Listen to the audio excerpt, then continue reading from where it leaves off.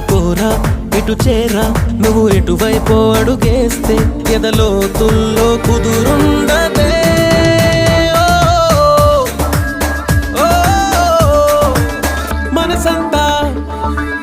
మనసంతా ముక్కలు చేసి